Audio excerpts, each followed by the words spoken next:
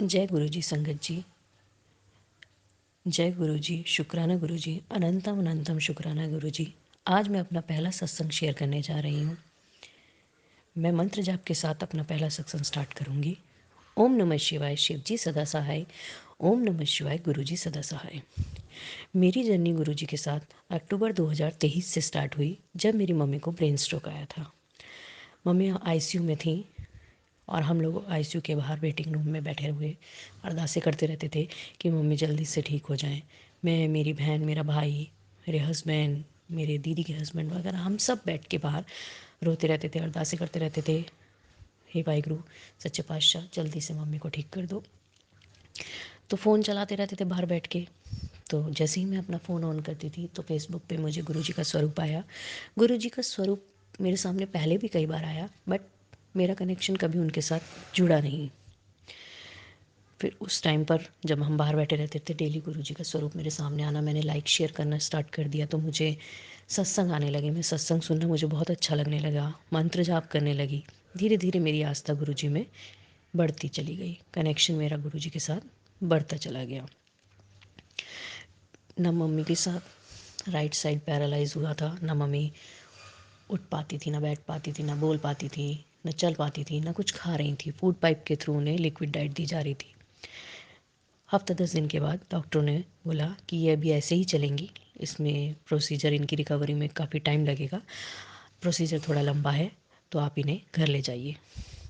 Doctor ने direct ICU से ही उन्हें डिस्चार्ज कर दिया और हम उन्हें घर ले आए। मैं डेली मंत्र जाप करना, सत्संग सुनते रहना, लाइक शेयर करना, शुक्राना करना, ये सब चलता रहा। लेकिन मम्मी मम्मी धीरे धीरे अभी ठीक होने लगी, प्रॉपर नहीं बट कुछ कुछ खाने लगी, फूड पाइप उतर गया, स्टिक के थ्रू वो चलने लगी। बोलती हैं बट वो अपना कुछ भी बात समझा नहीं पाती हैं कि वो क्या बोल रही हैं। बोलती कुछ, बोलना कुछ चाहती हैं, निकलता कुछ है। धीरे धीरे ये सब चलता जा रहा है। एक दिन जब घर लेके आने के बाद मैं फिर बड़े मंदिर गई, गुरु जी के बड़े मंदिर गई। 14 दिसंबर को पहली बार मैं बड़े मंदिर गई। मुझे किसी ने बोला था, मेरी कज़न ने, कि अब लोटा ब्लेस नहीं होता है।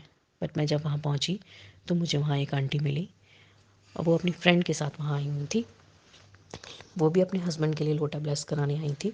तो उन्होंने मुझे बोला अपने आप ही कि मैं लोटा ब्लेस कराने आई हूँ। मैंने कहा मुझे भी कराना था, बट मुझे किसी ने बोला अब लोटा ब्लेस नहीं होता। तो वो कहने लगी नहीं नहीं होता है, आपको कराना है तो मैं लोटा लेने ही जा रही हूँ, आप भी मेरे साथ चलिए।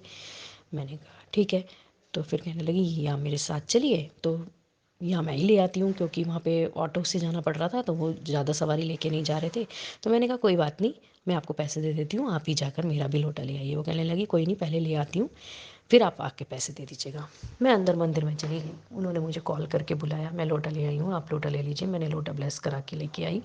उसी से मैं उसी दिन से मम्मी को गुरु जी के स्वरूप के सामने लोटा रख के उन्हें जल प्रसाद भी देती हूँ उसमें से, और आधा उसमें से उनके नहाने के पानी में भी डाल देती हूँ। लेकिन अब धीरे धीरे उनकी रिकवरी हो रही है। बट सिर्फ अब यही प्रॉब्लम रह गई है कि वो अपनी बात को समझा नहीं पाती हैं, बोलती कुछ है, निकलता कुछ है। लेकिन मुझे गुरु जी पे पूरा विश्वास है, मुझे पूरी आस्था है कि जहाँ गुरु जी मुझे यहाँ तक लाए हैं तो आगे भी ज़रूर लाएंगे। और मैं फिर अपना जल्दी ही दूसरा सत्संग भी शेयर करूँगी। अब मैं अपनी वाणी को यहीं विराम देती हूँ। गुरु जी के मंत्र जाप के साथ मैं अपना सत्संग समाप्त करती हूँ। लेकिन मुझे पूर्ण विश्वास है कि गुरु जी मेरी मम्मी को जल्दी ही ठीक करेंगे और मैं अपना दूसरा सत्संग जल्दी ही सत्संग शेयर करूँगी। संगत जी, जय गुरु जी, शुक्राना गुरु जी। गुरु जी के मंत्र जाप के साथ ही मैं अपना शुक्राना का सत्संग समाप्त करती हूँ। ओम नमः शिवाय, शिव जी सदा सहाय। ओम नमः शिवाय, गुरु जी सदा सहाय।